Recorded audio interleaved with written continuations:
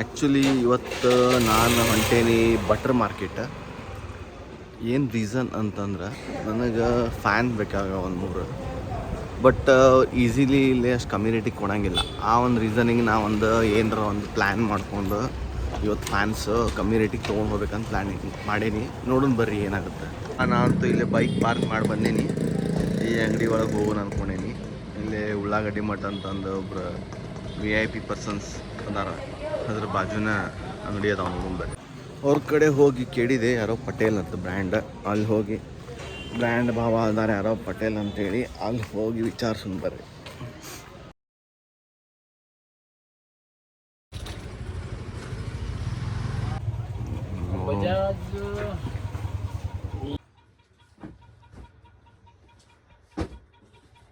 ಅವ್ನು ಏನು ರೀ ಎಲ್ಲಿ ಹೋದ್ರು ರೇಟ್ ಫಿಕ್ಸ್ ಅನ್ನೋ ಅಂತಾರೆ. ಒಂದು ಫ್ಯಾನಿಗೆ 1350 ಅನ್ನೋ ಅಂತಾರೆ. ಅಂದ್ರೆ 3 ಫ್ಯಾನ್ ತೊಗೋಬೇಕು. ಏನಾಗುತ್ತೋ ಏನೋ ನೋಡೋಣ ಬರ್ರಿ. ಇನ್ನೂ ಏನೇನೈತಿ ಅಲ್ಲೆಲ್ಲಿ ವಿಚಾರಿಸೋಣ. ನಾನು ನಿಮ್ಗೆ ಆಗಲ್ಲಿ ಹೇಳಿದೆ ಯಾವುದಂತ, ಪಟೇಲ್ ಶಾಪ್ ಅಂತಂದು. ಆ ಶಾಪ್ ಇಲ್ಲೇ ಐತೆ ನೋಡಿರಿ. ಬ್ರ್ಯಾಂಡ್ ಮಾಡ್ಕೊಂತಾನ ನಾವು ನೋಡ್ರಿ. ಅವನು ಫುಲ್ ಹೋಲ್ಸೇಲ್ ನಮ್ಮ ಬಟರ್ ಮಾರ್ಕೆಟ್ ಇದೆ.